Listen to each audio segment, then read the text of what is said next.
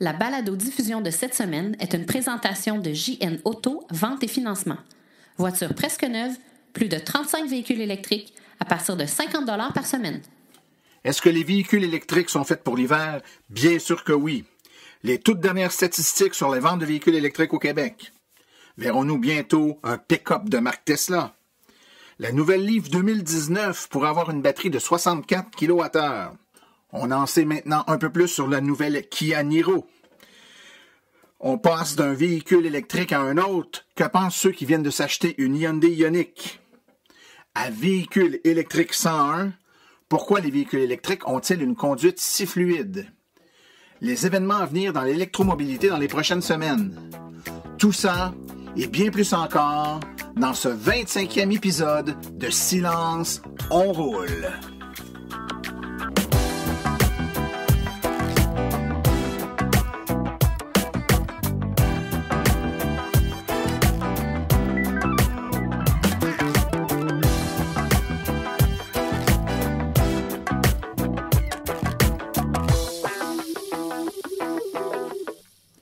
Bonjour tout le monde, mon nom est Martin Archambault, je suis administrateur webmestre et porte-parole média de l'Association des véhicules électriques du Québec. C'est avec passion plaisir que j'anime ce podcast dédié 100% aux voitures électriques. Alors j'espère que vous avez eu un beau temps des fêtes, un temps des fêtes qui un peu partout au Québec a été ponctué par une vague de froid sibérien. Vague de froid d'ailleurs qui a fait couler beaucoup d'encre et qui a été la raison de plusieurs reportages, télévision, radio, qui à tour de rôle se sont succédés pour donner une information sur le comportement des véhicules électriques l'hiver, qui était, ma foi, pas toujours, comme on dit dans le jargon du métier, sur la coche. Ça m'a permis de passer un temps des fêtes un peu plus mouvementé que je l'aurais cru. Beaucoup d'interventions médias, vous m'avez peut-être entendu à la radio, à la télévision ou encore lu dans les journaux. L'Association des véhicules électriques du Québec, on a fait plusieurs sorties médias là, pour essayer de rectifier un peu le tir par rapport à ce qu'on entendait, ce qu'on voyait un peu partout en lien avec le comportement de nos véhicules électriques l'hiver.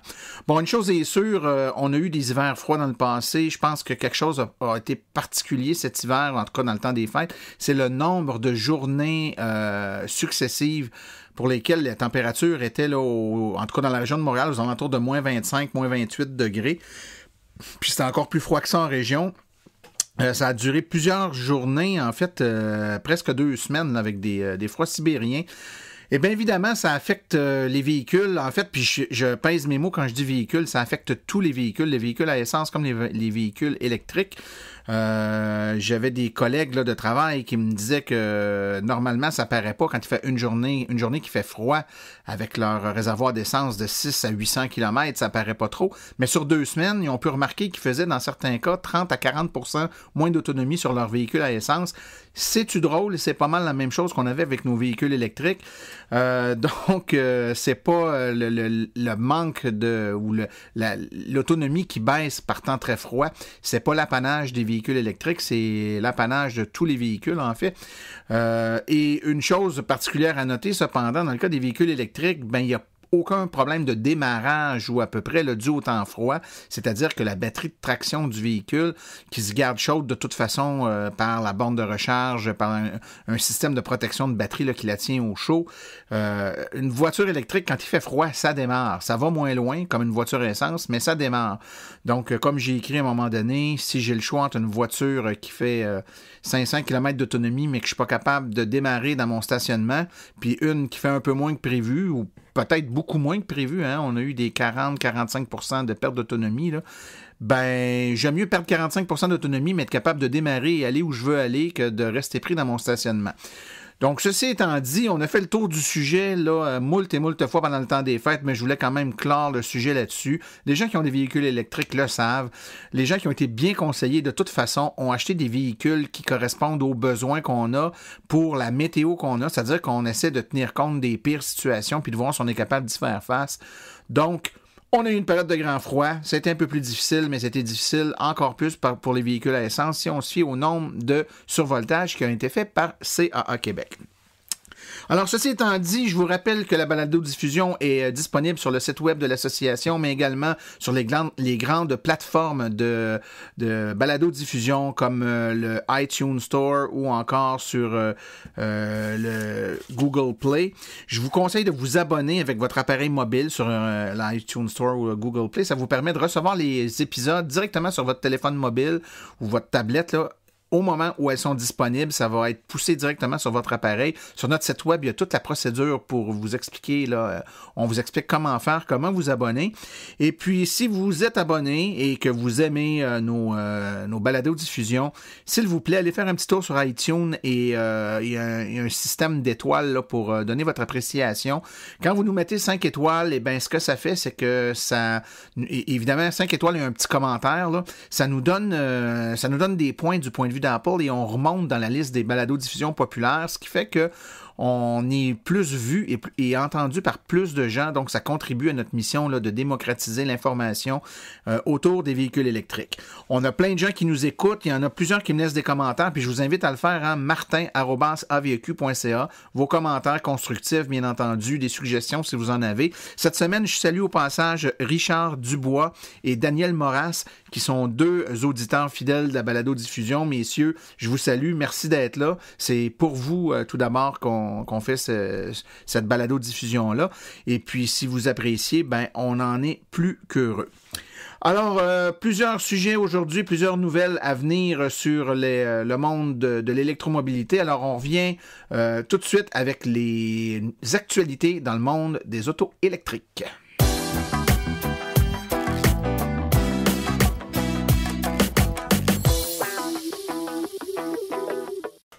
On aime ça vous donner des statistiques, puis en fait, on en a souvent, puis je pense que c'est intéressant aussi pour voir un peu l'évolution du monde de l'électromobilité là, au Québec. C'est toujours un petit peu en retard, évidemment, parce qu'on compile pendant un mois ou le mois suivant là, ce qui s'est passé le mois précédent ou l'autre mois d'avant. Donc là, on a les statistiques du mois de novembre. Il s'est vendu un peu moins de véhicules électriques au mois de novembre. En fait, il s'est vendu en moyenne 29 véhicules électriques par jour au Québec. Si on compare aux 42 véhicules électriques par jour qu'on avait eu le mois précédent, donc évidemment, c'est un petit peu moins. Par contre, c'est normal, hein, l'hiver, les ventes de véhicules, en général, descendent un peu. C'est un achat qu'on fait plus l'été ou à l'automne, au printemps, mais l'hiver, il se vend moins de véhicules, donc c'est un peu normal.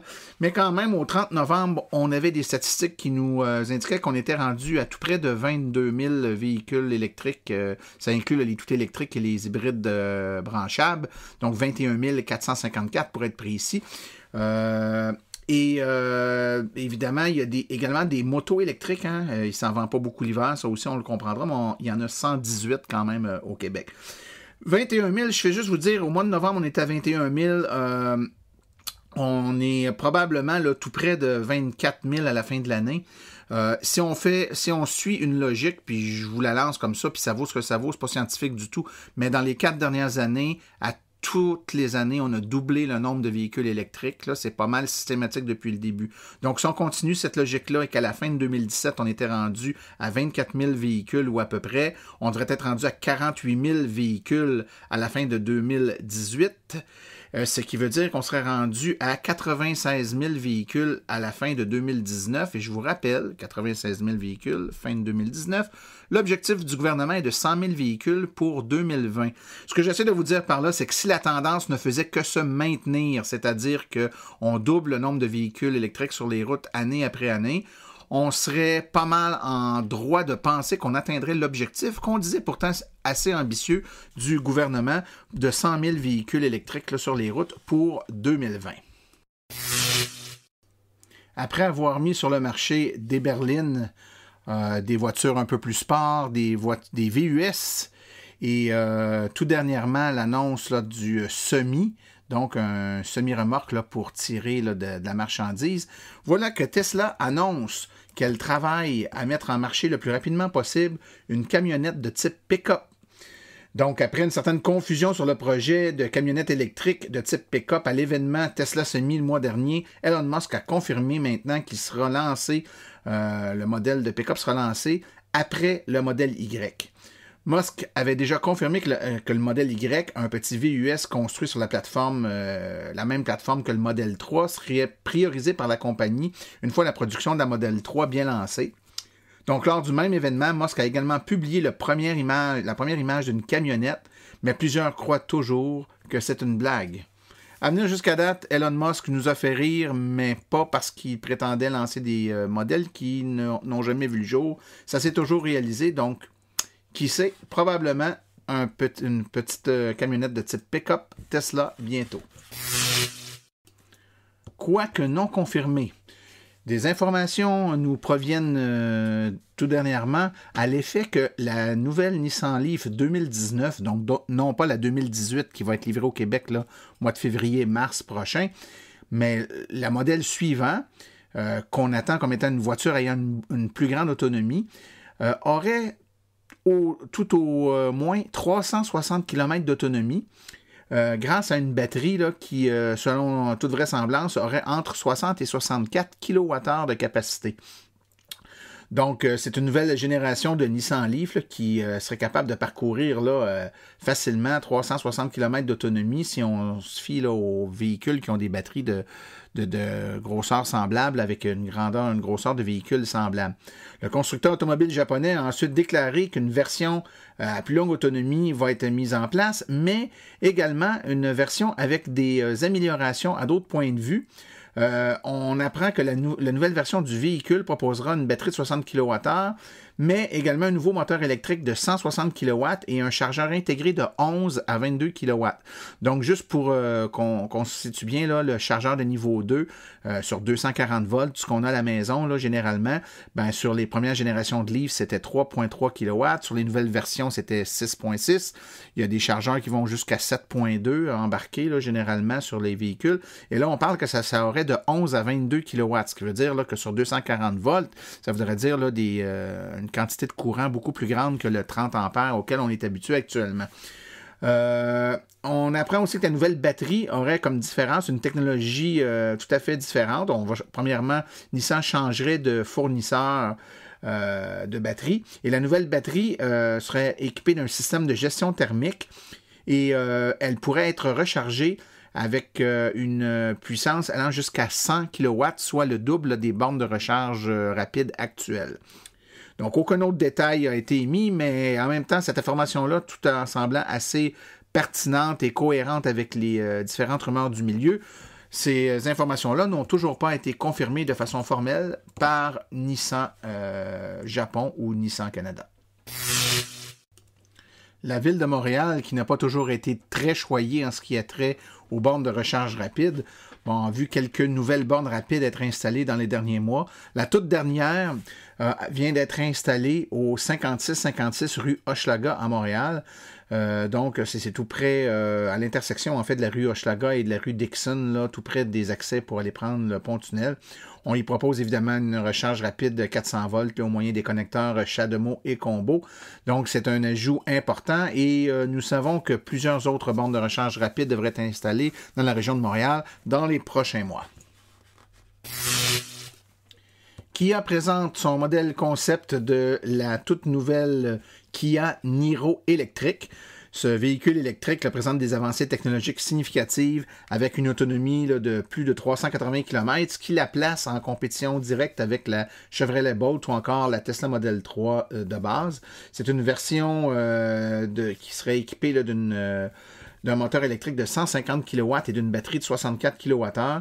On s'attend à ce que ce véhicule-là soit mis en vente aux États-Unis dans la seconde moitié de 2018. Alors, après la pause, on vous revient avec une entrevue réalisée vers la fin de l'année passée. Donc, les références dans le temps, quand on parle du mois de décembre, là, on parlait de décembre 2017, bien entendu. Donc, c'est une entrevue avec deux propriétaires de Nissan Leaf qui ont fait le saut vers la Hyundai Ioniq et ils nous parlent là, de ce qu'ils ont observé comme changement, comme amélioration sur la technologie de la Ioniq, là, qui est un peu plus récente que celle de leur Leaf précédente. Donc, on écoute ça tout de suite après la pause.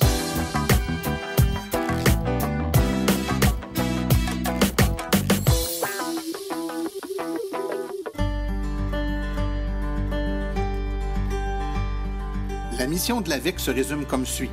Donner une information neutre et objective aux électromobilistes actuels et futurs, tout en représentant leur intérêt auprès des acteurs du milieu.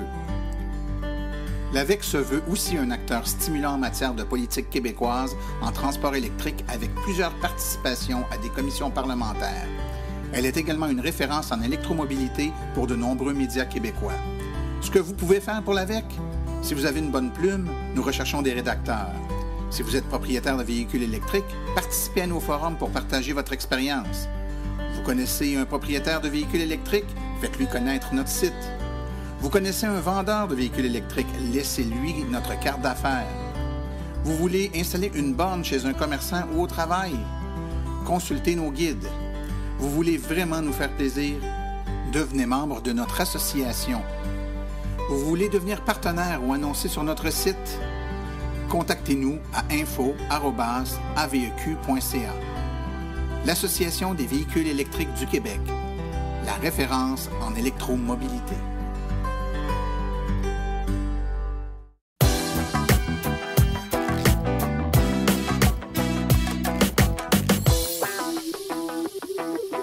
Il y a plusieurs personnes qui ont la chance d'avoir une voiture électrique et puis au fil des années, on voit des essais routiers, des événements, on en essaye d'autres, on compare un peu.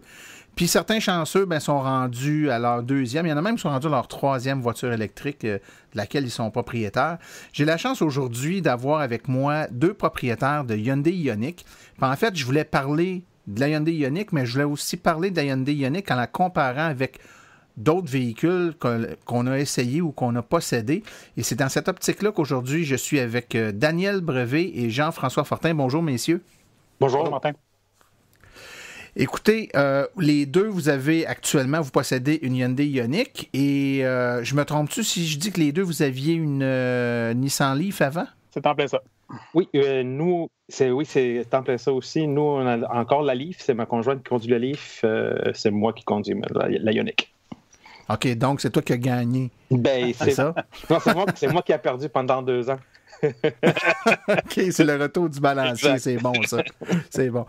Donc, forcément, on va comparer aujourd'hui un peu notre appréciation de la Hyundai Ioniq en la comparant avec la Nissan Leaf. Je tiens tout de suite à dire que c'est pas l'exercice, ça n'a pas à démontrer les pas bons côtés d'une voiture ou qu'une voiture est moins bonne. Les voitures sont différentes, mais force est d'admettre qu'une voiture plus récente, de technologie plus récente, peut avoir certains avantages, que ce soit technologique ou de fonctionnalité. Puis c'est un peu de ça que je veux qu'on débatte aujourd'hui. Je vais vous commencer avec une question très, très simple, puis je vais la poser à Jean-François en partant. Jean-François, quand on a notre Ioniq et puis qu'on l'a conduit la première semaine et qu'on est habitué de conduire une Leaf, qu'est-ce qui nous frappe en premier? Qu'est-ce qui est le gros changement là, qui nous fait faire « wow ». En fait, on a, je dirais, l'impression, ça va peut-être avoir l'air un peu bizarre, là, mais l'impression de conduire une voiture un peu plus normale. La Leaf a un look particulier, la Leaf a une conduite un petit peu particulière. Je ne dis pas que j'aimais pas ça, là, c'est loin de là, mais c'est évident que là, on tombe vraiment dans une voiture, dans vraiment une compacte. Elle se comporte comme une compacte. Elle a aussi un petit côté sport qui me déplaisait pas non plus. Donc, on baisse le siège complètement au fond, puis on s'accroche. Évidemment, le torque sur une voiture électrique a toujours été bon, là, mais sur la Ioniq, il est encore meilleur que la Leaf. Donc c'est peut-être l'aspect sportif, justement, qui m'a peut-être frappé le plus, là. OK. Et toi, Daniel? Moi, c'est surtout le fait que j'ai toujours aimé conduire ce qu'on appelle les sédans. Des 4 portes qui étaient assez un peu plus bas. J'ai jamais possédé de SUV. La Leaf, tu as une position de conduite un peu plus élevée. Jean-François tantôt disait si ça se conduit différemment. Oui, les deux se conduisent différemment, mais étant habitué à conduire des voitures comme j'ai possédé une Mazda 3 avant, puis j'ai remplacé l'Optima par la Ioniq, cherché une auto, puis la Ioniq était arrivée parce que les autres choix qu'on avait, c'était vraiment des autos qui ont une conduite plus haute, si tu veux. Donc ça, c'est quelque chose qui m'a tout de suite accroché quand je l'ai vu pour la première fois. Surtout, c'est l'efficacité de la batterie aussi qui m'a beaucoup surpris aussi, comparé à la Leaf. Oui, effectivement, l'efficacité de la Hyundai Ioniq, je pense, est plus à démontrer là, par la taille, la capacité de la batterie versus le kilométrage qu'on peut faire avec cette capacité-là. C'est impressionnant.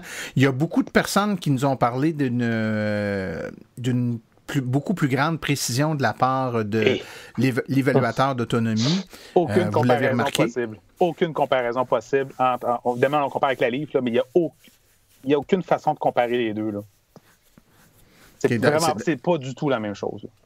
C'est beaucoup plus précis, exact. C'est-à-dire que l'autonomie estimée, puis les algorithmes, puis la façon d'évaluer l'autonomie que tu vas avoir quand tu démarres ta voiture le matin sont basés, j'imagine, aussi sur un paquet de paramètres, comme c'est le cas dans la Leaf, là, de conduite, des conduites précédentes, la température, un paquet de paramètres, mais la façon dont elle va évaluer, c'est beaucoup plus proche de la réalité que ce que la Leaf, on sait déjà là, qu'on prend l'autonomie que ça nous donne, puis on a un pourcentage assez important qu'on peut retrancher en partant, puis on finit qu'on le connaît à peu près, ce pourcentage-là, puis on l'enlève, puis on n'est pas pire, mais dans le cas de la Ioniq, le calcul est fait automatique. Là. Oui, je vais te le dire tout de suite, j'ai arrêté de faire des calculs de règles de 3 avec la Ioniq. Dans le sens que quand j'arrivais au travail, cette journée-là, je voyais, OK, j'avais tant de pourcentage d'utiliser dans ma batterie, j'ai fait tant de kilomètres, combien est-ce que je peux faire avec 100%? C'était ça le calcul que je faisais parce que se fier au ce qu'on appelle en français couramment le pifomètre ou en anglais le guessometer de la Leaf. On apprend à l'interpréter, parce que c'est une interprétation qu'il faut en faire. Là. Ça n'a jamais été très précis, mais avec la Ioniq, c'est vraiment, vraiment toute une autre histoire. C'est vraiment très, très précis. C'est sûr que maintenant, avec la température qui vient de baisser, on dirait que j'ai vu comme elle n'était pas si précise pendant quelques jours, mais après, elle s'est remise un peu au même niveau de précision qu'elle avait 2 semaines auparavant. Fait que c'est intéressant comme ajustement qu'elle a fait. Ouais. Est-ce que tu as remarqué la même chose, toi, Jean-François? En fait, c'est ce matin que ça m'a vraiment sauté dans le visage. Là. J'ai pris ma voiture quelques fois aujourd'hui, puis c'était vraiment justement de voir que le guessometer semblait vouloir se replacer. Je trouvais ça un peu bizarre qu'il me donne des distances de 170 km alors qu'il faisait à peu près moins 4 dehors. Là, ce matin, il est revenu aux alentours de 190, qui est beaucoup plus cohérent avec ce qu'on doit s'attendre là, de la Hyundai Ioniq. OK. Outre la précision du guessometer ou l'estimateur d'autonomie là, du véhicule, quelles caractéristiques qu'on peut comparer, dans le fond, les deux véhicules qui existent autant dans la Leaf que dans la Ioniq, mais qu'on peut dire que dans la Ioniq, il y a vraiment une grosse amélioration sur cet aspect-là du véhicule? Moi, personnellement, le confort de conduite, ça, je sens une bonne différence. Écoute, moi, lorsque je vais vraiment tester, et c'est quelque chose peut-être que la Leaf va être meilleure, je ne le sais pas, mais toi, tu l'as conduite pendant l'hiver, je pense, Martin. C'est la Leaf, c'est un vrai petit tank sur la neige. Elle est le fun à conduire l'hiver. Si t'es pogné, tu es capable de sortir de la neige. J'espère que la Ioniq va être autant le fun à conduire, puis aussi qu'elle va bien répondre pendant l'hiver. OK. Et puis, Jean-François, je te posais comme question, il y a quand même des features dans la Ioniq qui n'existent pas ou qui n'existaient pas dans la Leaf. Est-ce qu'il y a certains features comme ça que tu peux nous parler qui sont présents dans la Ioniq, puis peut-être qui manquaient dans la Leaf, qui aurait dû y avoir dans la Leaf? Ben, moi, une chose, là, c'est mon côté un peu techno qui va ressortir, mais moi, je suis en amour avec mon système de multimédia dans la Ioniq. Et là, je sais que c'est pas tant la Ioniq que le fait, par exemple, moi, j'utilise Apple CarPlay. Il y a Android Auto également qui est disponible dans la Ioniq. Moi, je suis un fan de musique, je suis un fan de podcast. Donc, c'est vraiment... je suis vraiment tombé en amour là, avec ce système-là. Puis là, je sais qu'il y en a dans d'autres véhicules. Là. Je suis tout au courant de ça. Mais le fait de l'avoir disponible, ça a vraiment changé beaucoup de choses de mon côté. D'avoir accès, par exemple, au GPS de son téléphone facilement, directement à partir de l'écran, au lieu de devoir se fier à l'espèce de truc qu'on ose appeler GPS dans un véhicule normal. Là. Ça a vraiment été Ça a vraiment été un gros changement. Sinon, moi, c'est la grosse modification qu'il y a eu, je dirais, c'est vraiment une question d'agrément de conduite. Et c'est vraiment la position de conduite, on en a parlé tout à l'heure. C'est la direction, elle est vraiment ultra précise. Je veux dire, on a souvent l'impression, par exemple, avec la Leaf, que on conduit un véhicule peut-être un peu lourdeau, qui a tendance à se déplacer un peu à gauche puis à droite. Là, on a vraiment l'impression d'avoir une voiture sport dans les mains.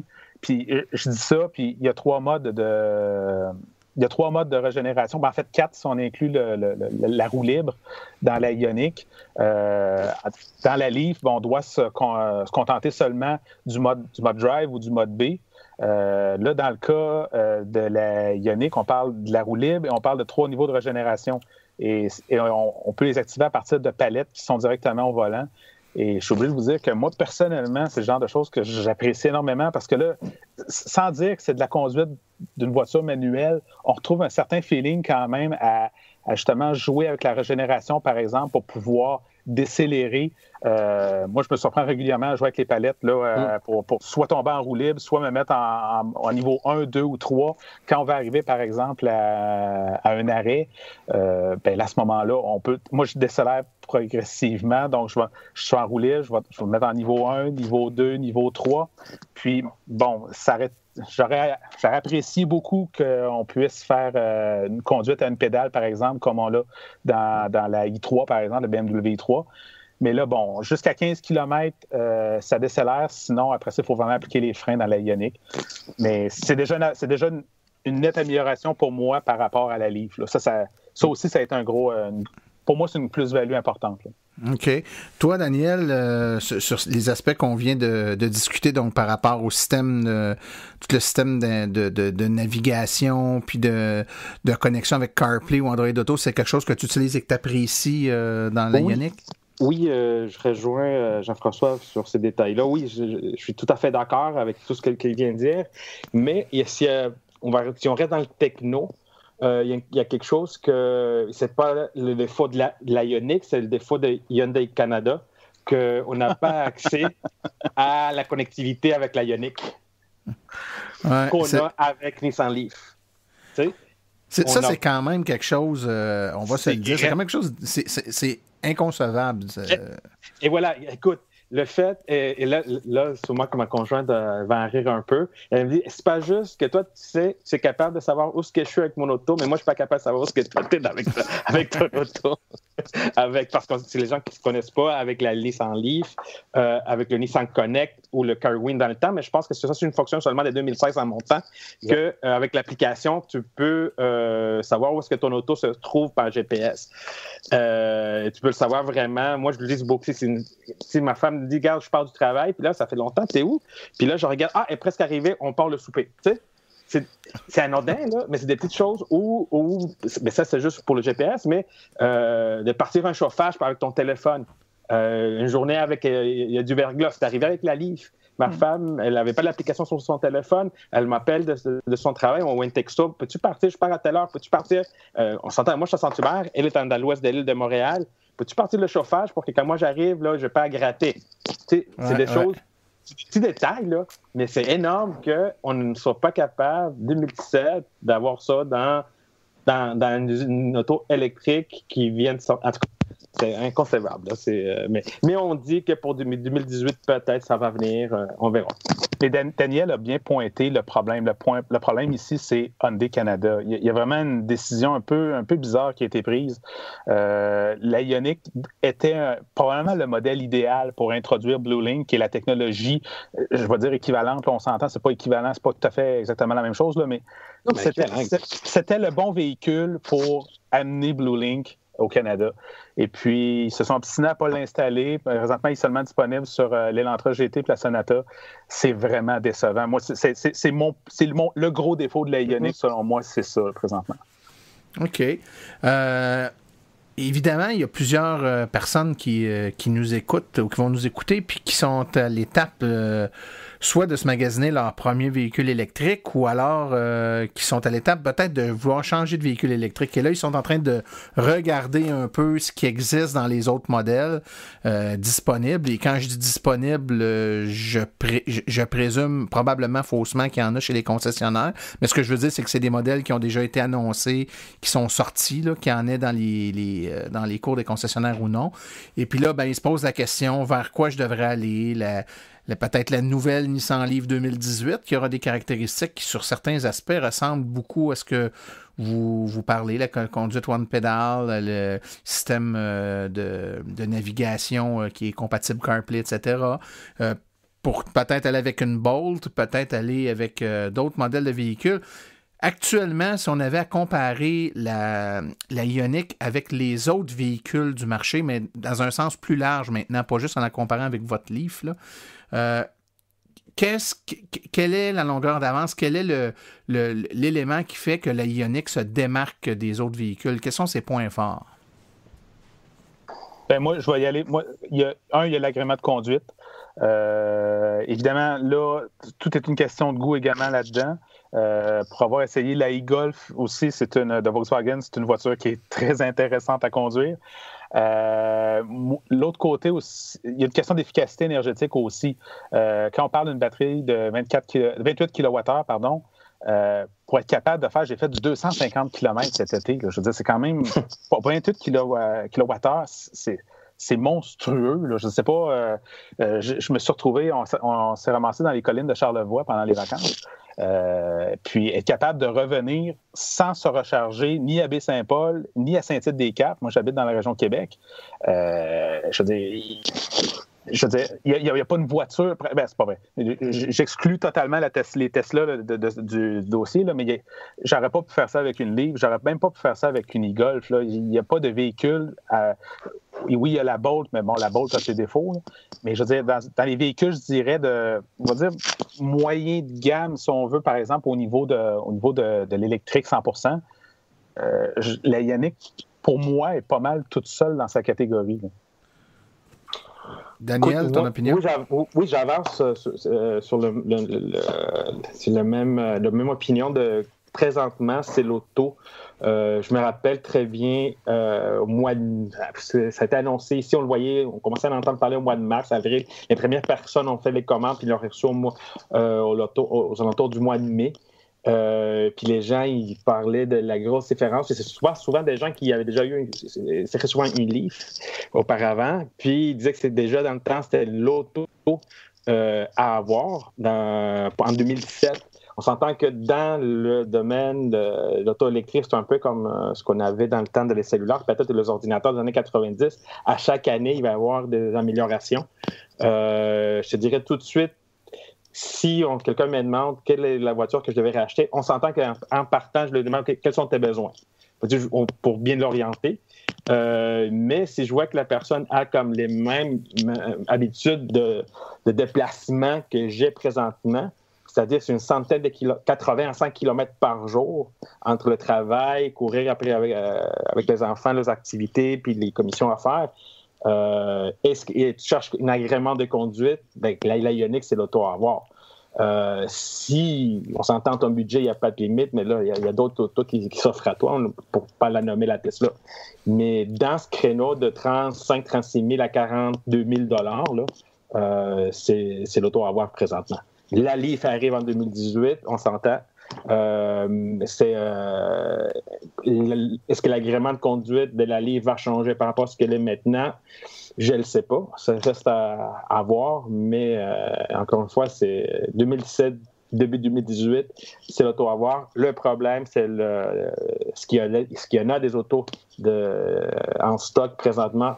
C'est une excellente question, ça, Daniel, et puis c'est là-dessus que je voulais vous amener pour terminer l'entrevue. Parlons-en de la disponibilité, parce que là, on en parle depuis tantôt, les gens nous écoutent, puis il y en a peut-être qui sont en train en même temps là, d'aller sur Internet puis de regarder où est le concessionnaire le plus proche pour aller voir le modèle de Ioniq demain ou quelque chose du genre, puis malheureusement, à moins que je me trompe, là, les possibilités d'en avoir une à court terme ne sont pas très grandes. Ça ressemble à quoi, selon vos connaissances actuellement? Quelqu'un qui veut une Ioniq, là, qui va chez son concessionnaire et qui fait une demande formelle d'en avoir une, il doit s'attendre à quoi actuellement comme délai? Bien, les commandes de 2017 sont fermées, donc on parle des commandes de 2018. Il y a des 2017 qui sont présentement sur des bateaux qui s'en viennent. On parle d'une disponibilité probablement quelque part en décembre, mais là, quand on parle de quantité, on parle d'une quantité quand même assez limitée. Là. On parle pas c'est pas des dizaines et des dizaines, on parle de quelques unités. Si on va sur des groupes, soit des groupes Facebook ou encore sur des forums de discussion, on va voir que justement certains vendeurs, certains conseillers aux ventes affirment justement les annonces là, que, par exemple, ils vont avoir un modèle qui va être disponible à partir de telle date. Mais c'est sûr que sinon, on parle de 2018, puis là, 2018, quand on parle de la disponibilité, on est beaucoup plus aux alentours de fin janvier, début février au moins. Donc, ça commence à être loin, surtout quand quelqu'un arrive à une fin de bail puis veut avoir un véhicule rapidement. C'est sûr que la Ioniq, on parle de la Ioniq, mais c'est vrai aussi pour pas mal tous les modèles de véhicules électriques présentement. C'est à peu près impossible d'en avoir une dans la cour disponible là à la vente. Tout à fait. Puis, donc, quelqu'un qui y va actuellement, qui est intéressé puis qui réserve un véhicule, ça va forcément être une 2018. Qu'est-ce qu'on sait de la 2018 si on la compare avec la 2017 que vous avez? Est-ce qu'il y a des améliorations, des changements qui ont été annoncés ou c'est essentiellement le même véhicule? Oui, il y avait des rumeurs comme quoi peut-être la batterie, ça je te parle, il y avait environ 3 mois, il y a des rumeurs comme quoi la batterie allait être avec plus de capacité. On a vu passer à peu près la semaine dernière, je pense, il y a 2 semaines, une annonce comme quoi la batterie allait rester, ça allait être encore une batterie 28 kWh. Ça allait avoir à peu près les mêmes caractéristiques qu'une 2017. La seule question qu'on ne peut pas nous répondre présentement, c'est l'histoire du Blue Link. Est-ce qu'elle va être connectée, la connectivité de l'auto?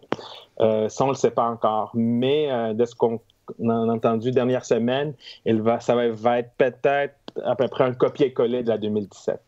Sinon, il va aussi, ce qu'on a lu dans un communiqué de presse qui est sorti récemment par Hyundai Canada, c'était peut-être le seul ajout qu'il allait y avoir pour la 2018, du moins le seul qui est officiel, là, ce serait justement un système de gestion de la voie, c'est pas ça du tout que je veux dire. Un système justement de sécurité pour justement rester entre les lignes, là, justement sur oui. Je me souviens pas c'est quoi le nom de ce système-là, mais ça sera le seul ajout sur la modèle 2018. Okay. En tout cas, moi, je serais bien curieux de voir une Hyundai Ioniq avec sa technologie actuelle, mais avec une batterie qui aurait, par exemple, 40 kWh, voir les distances qu'on pourrait parcourir avec cette voiture-là. Ça serait, à mon sens, là, puis vous me direz si je me trompe, tout à fait phénoménal.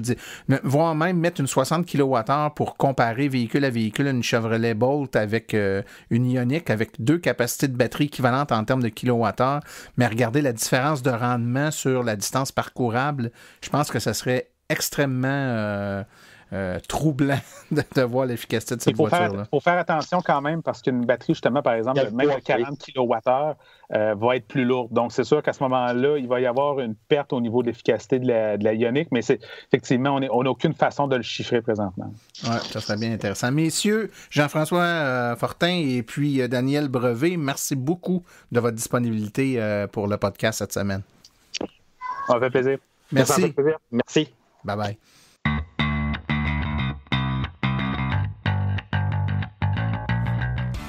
Vous êtes intéressé à faire le saut pour une voiture électrique?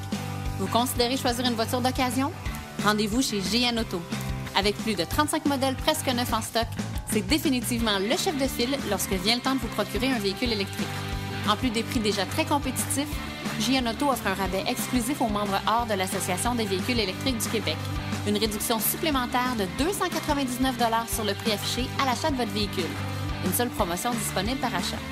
Consultez notre liste de voitures au www.jnauto.com, téléphonez-nous au 1-888-821-3084 ou rendez-vous directement au 317 route 116 à Richemont en Estrie. JN Auto, choix, qualité et service après-vente irréprochable depuis 35 ans.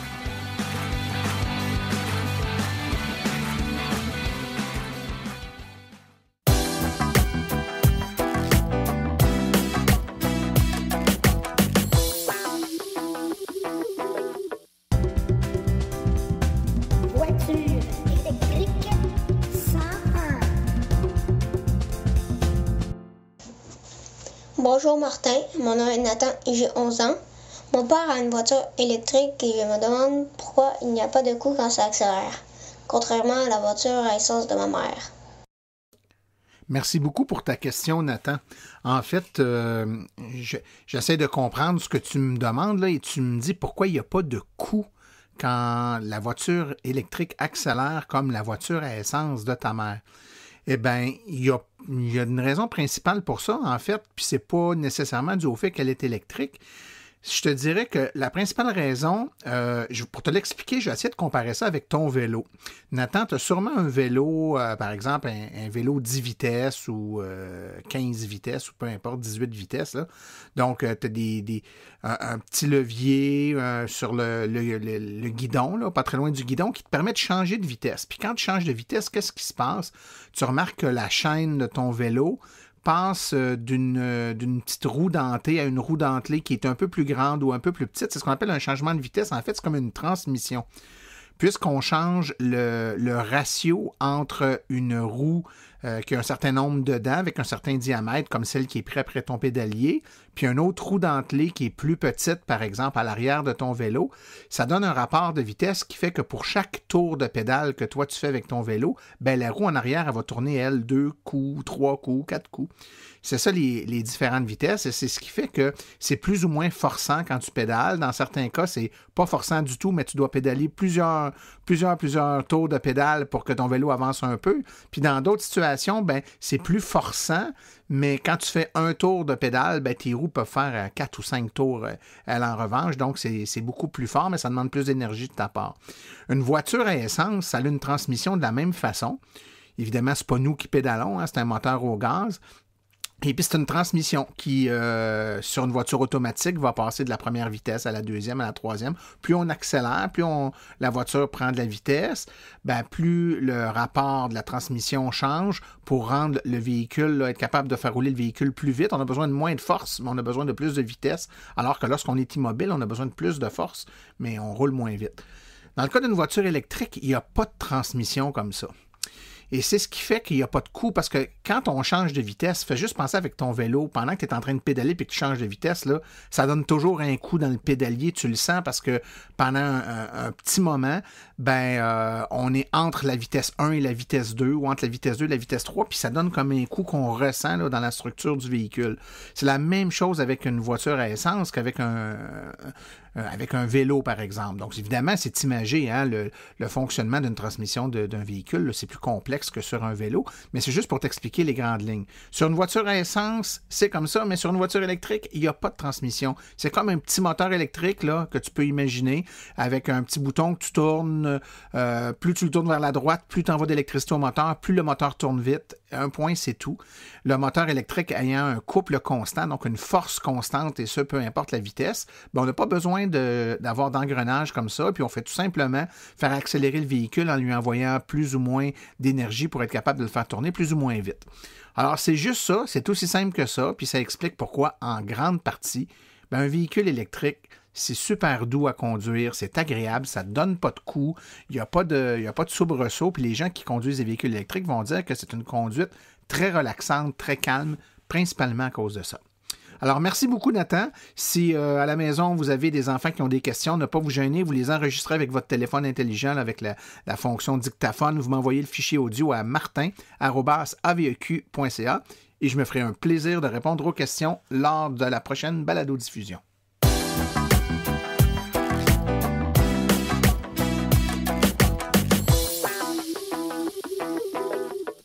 Alors, voici les événements à venir dans les prochaines semaines dans le monde de l'électromobilité. C'est assez tranquille encore en début d'année. Simplement vous dire que le 21 avril 2018, ce sera l'Assemblée générale annuelle de l'Association des véhicules électriques du Québec. Les détails vous seront fournis dans un prochain podcast. Les 20, 21, 22 avril 2018, c'est le Salon du véhicule électrique de Montréal, 2e édition des conférences de l'information des essais routiers.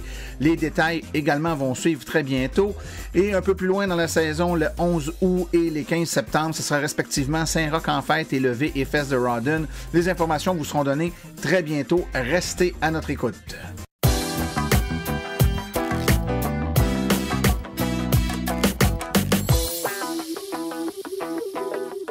Alors, ceci conclut notre présente balado-diffusion.